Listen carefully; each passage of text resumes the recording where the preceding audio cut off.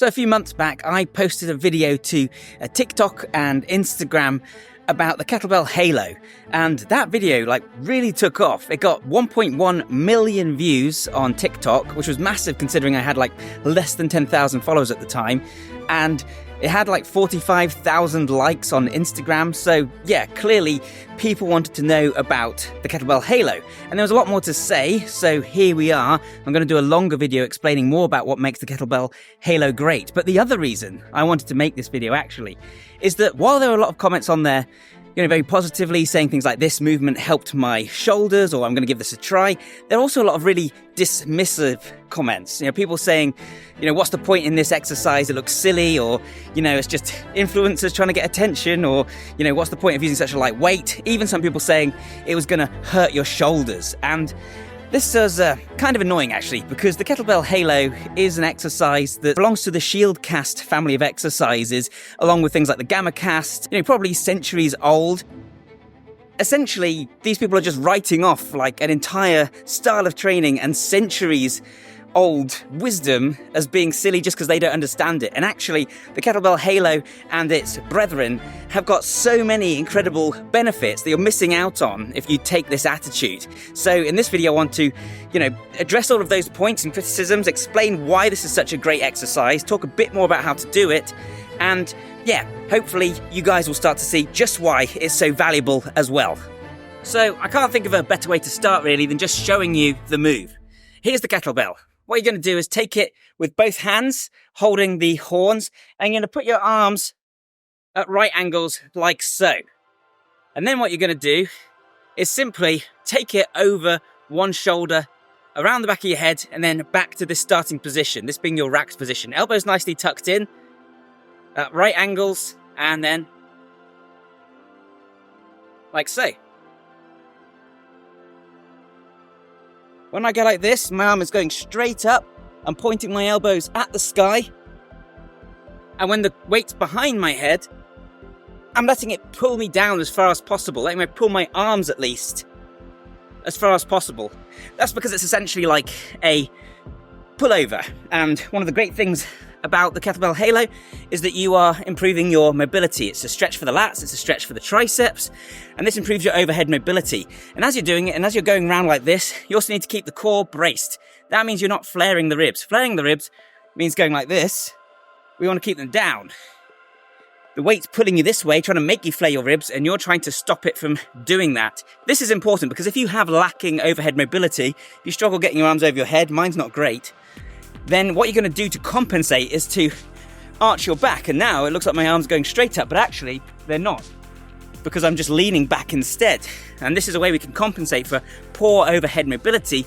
But then when you lift something really heavy and you're arching your back like this, or when you go to do a handstand and you're arching your back with a banana pose, that's when it becomes obviously an issue. And it becomes even more of an issue when you get down into a deep squat, for example, if you want to do an overhead press in a squat position, because now you can't arch your back without falling over. And so what you're going to find is that training this will teach you to keep your back in the right position, keep your core braced, so that you're actually training that overhead mobility.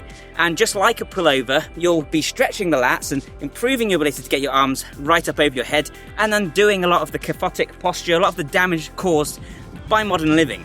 Some of the commenters that said this could damage your elbows, I mean, it makes no sense. It's essentially the exact same thing as an overhead tricep extension. It's also the same movement we use when throwing something or when swinging an axe or a club. It's a perfectly healthy movement that we're supposed to be in. But also the fact that you're letting your arm just hang completely means that there's not really that much pressure on the joint at all. What you don't want to find yourself doing is just doing it around the top of your head like this. You see some people do that, and it's nonsense. Not only are you not getting the stretch on the lats, not only are you not involving the triceps, but also it's right over your head, and if you drop it, you're going to clonk yourself, probably do some serious damage. On top of which, the only way you can do that is by using a weight that's way too light for you. So yeah, behind the head, not over the head. So that's the first thing that's brilliant about this exercise. It's a perfect overhead mobility drill for getting your arms straight over the head, and teaching you not to arch your back to compensate for that lacking range of motion. I've heard some people say that you don't need the kettlebell halo because you can just do overhead pressing, maybe a strict press, but that doesn't pull your arms overhead, doesn't create a nice stretch on the lats, and tight lats is one of the reasons that many of us can't get our arms perfectly over our heads. This is a great way to train the shoulders, get blood flowing there, and at the same time to get that mobility as a kind of passive benefit. So no, just pressing overhead alone isn't enough to fix somebody with poor overhead mobility. In fact, this can be a great way to prep someone for overhead pressing if they're going to use a strict technique. But of course, that's far from the only thing that's great about the kettlebell halo, because this is also a core exercise, as we've just discussed. So because you're preventing yourself from being pulled backwards, you're bracing the rectus abdomini to create a kind of crunch and keep yourself nice and tight like that. And this will teach you to maintain a better posture throughout your everyday life. At the same time, you've also got forces coming from different angles, from the left, from behind, and you're bracing the other parts of your core, your obliques and your QL muscle, to try and keep yourself upright against those rotational forces. You're static, but this is a rotational movement, a movement in the transverse plane, and it's a great gentle introduction to that kind of stability, so you can start introducing more rotational exercises later on. Mark Wildman from Wildman Athletica has a channel all about this stuff. It's fantastic. He is the Don and the one you should check out if you want to learn more about moves like the kettlebell halo. One of the things he says is that doing this regularly is going to mean that you always stand upright. It's going to teach you to stay upright, giving you the ability to keep your shoulders back, the core nice and tight, so that as you age, you don't end up like a hunched old man. And I mean, walking tall is like the definition of being proud and healthy in your body.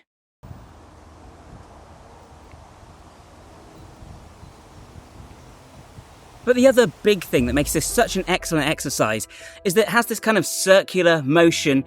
You do it with a relatively lighter weight, and a lot of the time the weight is just resting on the tendons, on the joints, rather than being muscled into position. What this means is that the kettlebell halo and others like it lend themselves extremely well to higher repetition sequences. So instead of doing 3 sets of 10 like we're so used to, you can do a whole minute worth of kettlebell halos, or 2 minutes, or you can aim for 20 or 50 repetitions.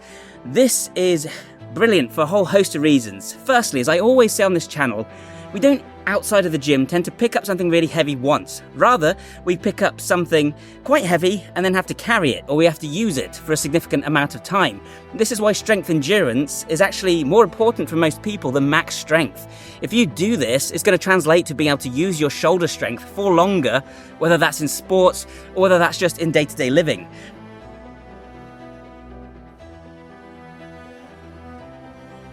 At the same time, this will flood the area with blood. If you do a minute of kettlebell halos, find a weight where this is challenging but not impossible. After that minute, you're going to feel them like they're going to feel like balloons at the top of your arms, like boulders, filled with blood. And this is associated with bodybuilding style training, but it's not just a waste of time, because what you're actually doing when you flood the muscle with blood is you're nourishing it. You're providing it with blood and nutrients for recovery. And you're flooding it with metabolites. These stimulate growth, and this is one of the reasons that bodybuilders use higher rep ranges, because it's really good for hypertrophy. More to the point though, you're triggering long-term adaptations to allow the body to supply more blood to that region through a process called angiogenesis, meaning you increase the number of blood vessels supplying the shoulders with blood in this case. What this in turn does is means you have greater recovery in between workouts, because you've got more blood and nutrients getting there even at rest. It means that you'll be able to grow the muscle more quickly and more easily. Blood supply correlates with things like satellite cells and myonuclei count. Better yet, it's also really good for your tendons, because the tendons have a smaller blood supply than the muscles. Therefore, they're more prone to injury and they take longer to recover. By supplying more blood to the area, you're supplying the tendons with more blood. This is not only going to translate to more practical strength, it's going to reduce your chances of injury significantly. And this is why when you hear legends of the great wrestler Gama using Gama casts for thousands of repetitions in order to build unstoppable strength, like according to the legends, he was pretty much a real-life Baki character. Well, I can believe that, because I've had first-hand experience that high rep ranges actually can work wonders for improving your performance across the board and making you highly resilient against injury. This is also why the kettlebell halo is a fantastic warm-up for the shoulders, getting lots of blood flowing to the area, lubricating the joints, ready for whatever other exercise it is that you want to perform. By the way, guys, this video was sponsored by Vivo Barefoot. Vivo Barefoot make barefoot shoes. That means shoes that have no heel and they have a very thin sole so that you can feel the ground underneath your feet and so that you're not constantly in a position of plantar flexion with your toes pointing at the ground, your calves shortened. Much more healthy and natural way to walk around, and it means that you have greater proprioception so you can feel the ground underneath your feet. It's better for balancing. I love balancing along logs, jumping over things, and when I'm wearing Vivo Barefoots, I'm so much better at doing that because I don't feel like I'm balancing on like a foam block on top of a thin railing. I can actually feel my foot wrap around it. As someone who loves climbing and jumping throughout the day and running, these shoes allow me to do that, to live the lifestyle that I want, and they still look great when I'm going into the office. I can wear them to the gym, and they're so comfortable because they're so light and form-fitting that I can wear them literally anywhere, and I don't feel like I want to take them off when I get home, which is unheard of. And they've actually just sent me one of their newest shoes, the Motus Flex. This is designed for optimal flexibility and natural movement. It's their most barefoot active shoe yet, at 3mm thin, and it's extremely light, which makes it great for the kinds of moves I like to do. If you're doing them in big shoes, your legs feel heavier and it's harder. And the good news is that Bioneer viewers can get 15% off their first pair of Vivos by using the link in the description down below and then using code BIONEER15 at checkout. Thanks again to Vivo Barefoot for sponsoring this video. Now on with the show. Someone's reported a lunatic in the woods with a metal club. So yeah, that's how you use the Kettlebell Halo. You don't do 10 sets of 10 with a really heavy weight. You choose a lighter weight and you do high repetitions. And it depends on your goals, but aiming for a minute is a really cool place to start, I think. In terms of the weight, obviously start nice and light. You want to build up the strength and mobility. Don't just do something really heavy and clonk yourself in the head. Like anything, it can be dangerous if you use the wrong weight, but the movement itself is not inherently dangerous. If, however, you want to increase the challenge for the core, then you can use a variation called the kneeling kettlebell halo. No prizes for guessing what that is. You've got the half kneeling kettlebell halo where you're kneeling on one knee, or the tall kneeling kettlebell halo where you're kneeling on both knees. What this does is it makes it more of a stability challenge because, it's harder to balance on your knees, meaning your core is going to have to work even harder to keep yourself nice and upright. Of course, though, if you want to see the final form of these shield cast exercises, then you need to get yourself a steel club or a mace bell. And again, I'd recommend you go and check out Mark Wildman's channel. Like, mine's too heavy for me. I'm still working on my form, etc. The best thing I can do for you is to recommend his channel to you because he's the expert at this kind of stuff. That said, I would like to sell it to you and explain to you why I'm using this more and more and why I think it's a great tool. So of course, the first thing you'd notice about something like this is that the weight is moved further away from the hand, which means you've got a longer lever arm, which increases the challenge and puts more pressure on all of those joints and tendons that we're trying to target. But at the same time, in order to swing it correctly, you actually use a slightly different technique. You're going to rotate at the torso, the trunk a little bit more, bringing the shoulder to the side that you're going round. With the Kettlebell Halo, you can stand on the spot, and one of the things you're trying to do is resist those forces from pulling you around. With this, you're trying to move with the weight in order to generate power, and as you can see, it's now even more closely resembling the way you'd swing a sword or something, making it awesome practice for that. But at the same time, you guys know how much I value rotational movement in the rotational plane. This is crucial for nearly everything we do, from throwing to running to punching. Everything we do, even walking, we're rotating the spine, and we rarely train that. Very few of us will actively rotate our bodies in the gym, which is madness when you consider that most of the athletic things you do outside of the gym involve rotation. As a result, many of us move around really, really stiffly, and actually the training we're doing might be making this worse, bulking up all the muscles in the sagittal plane without doing anything for rotation, so that we find it really hard to rotate the thoracic spine as we're supposed to be able to. The exception to this rule, however, is any athlete who throws a lot, so a baseball player or a cricketer or anyone who swings a bat. These people are going to be rotating an awful lot, but the thing is, they're only going to be rotating on that one side, training that one side.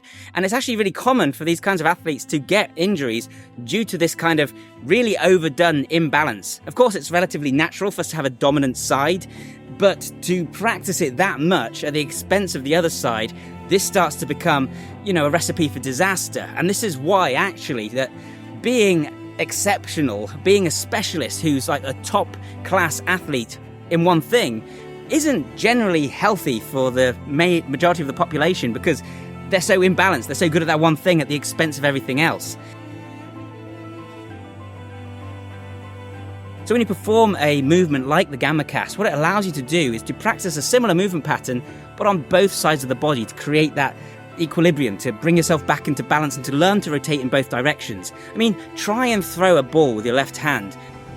Throw a ball as far as you can in your dominant hand and then your non-dominant hand. You're going to see a massive difference in how far it travels and also just how smooth and easy it feels.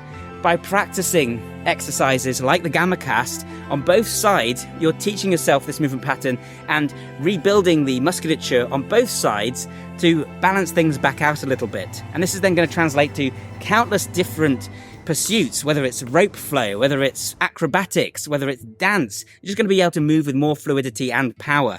So yeah, eventually you want to graduate to this, and that's what I'm doing right now. I'm practicing, I'm trying to get better, trying to get it more of a flow. What you can do if you don't actually have a steel club or a mace bell is to come to a woods like this and find yourself a big old stick and swing that around instead. You're not going to have that uneven distribution of the weight to create that really long lever arm, most likely, but this is perfect for practicing the movement at a lighter weight and reducing your risk of injury as you learn. There's so much value to be gained from all these different training styles, whether it's kettlebell training, whether it's mace bell, club bells, whether it's martial arts, tai chi, they've all got something valuable. I don't want to hear, but it doesn't work in MMA. That doesn't mean it's useless. The understanding, the biomechanical understanding that some of these people had is insane considering the time that they were practicing these movements. So yeah, that's what I love to do. I love researching this stuff. I love putting it together and seeing what everybody can get from it. If you enjoy this kind of training and this kind of thinking, then you might enjoy my ebook and training program, which does exactly that, Super Functional Training 2.0. I'll leave a link in the description down below. It comes with over 2 hours of instructional video and an 85+ page ebook. Otherwise, just subscribe and stay tuned for more videos like this one. Thank you so much for watching, and I'll see you next time. Bye for now.